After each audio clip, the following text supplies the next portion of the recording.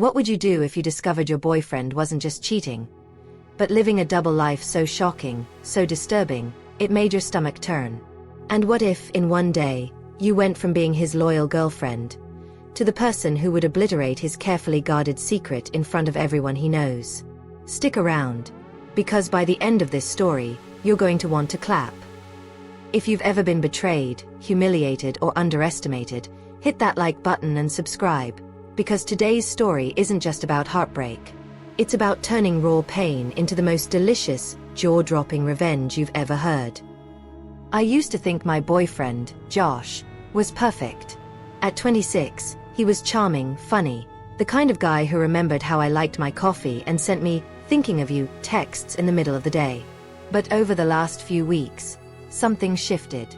His phone, glued to him, always face down. The second I'd walk into a room, click, apps would close, like I just caught him doing something illegal. At first, I told myself, maybe I'm overthinking. Maybe work's stressing him out. But then came the late-night work calls. The weird excuses for why he couldn't spend the night. And the coldness. The way his kisses felt rehearsed, mechanical. One night, lying awake next to him, my chest tight with dread, I whispered to myself, he's cheating. I know it. But I thought, like most women do, it was probably with another girl. That, I could almost wrap my head around. The truth was far, far worse. Yesterday morning, while he was at work, I sat at our kitchen table, staring at his laptop. It was open, like fate was handing me the answers I dreaded.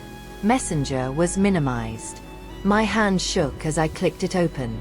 What I saw didn't just confirm my fears, it detonated my entire world. Message after message. Not just to girls, but to men. Explicit pictures. Conversations where he raided strangers' genitals like it was some twisted game. And then, Grindr. He was sharing his ID, arranging hookups, boasting about his recent encounters. And the pictures.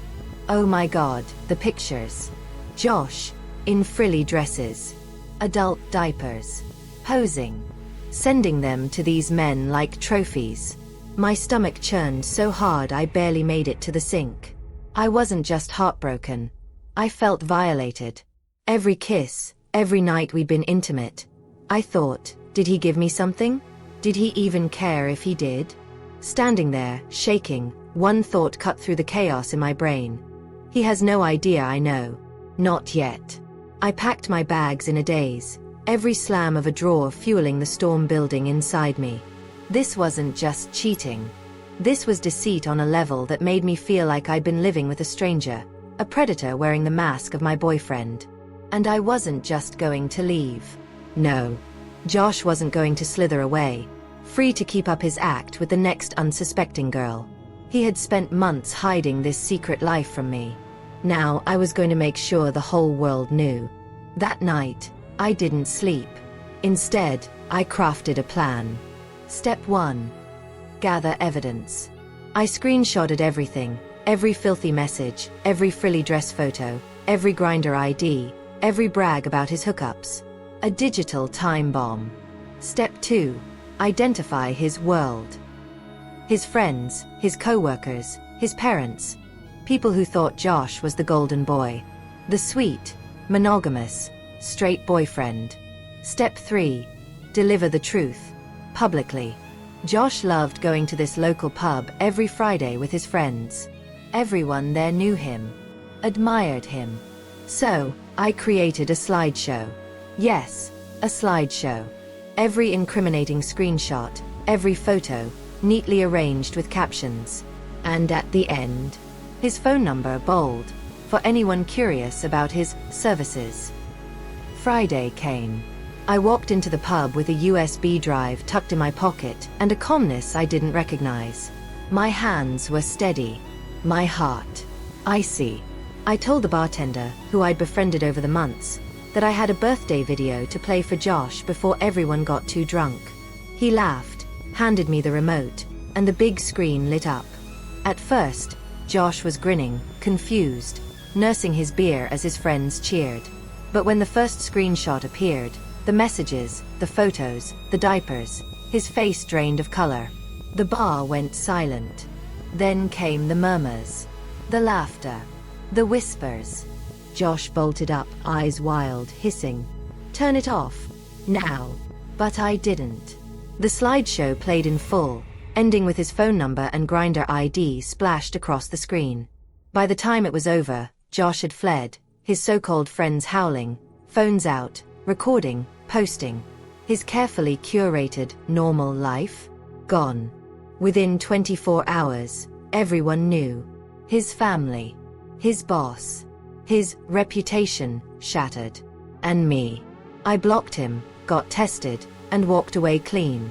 Josh tried calling, texting, begging me to fix it, claiming I'd ruined his life. But here's the thing. I didn't ruin his life. He did. I just held up the mirror. When I think back to that slideshow, Josh's pale, sweaty face, the horrified gasps, the laughter, I don't feel guilty. Not even a little. Because in that moment, I wasn't just some broken, humiliated girlfriend. I was the storm. The reckoning. The one person he couldn't lie to anymore. And the look on his face, as everything crumbled, that was my closure. My justice. Sometimes, karma doesn't just knock softly on the door. Sometimes, it bursts in with a megaphone and a spotlight. And if you've ever been betrayed this deeply, you know. Sometimes, justice isn't quiet. It's loud, public, and unforgettable. If this story gave you chills, smash that like button and tell us in the comments. Would you have gone public? Or kept it quiet? And don't forget to subscribe for more stories of betrayal, justice, and revenge.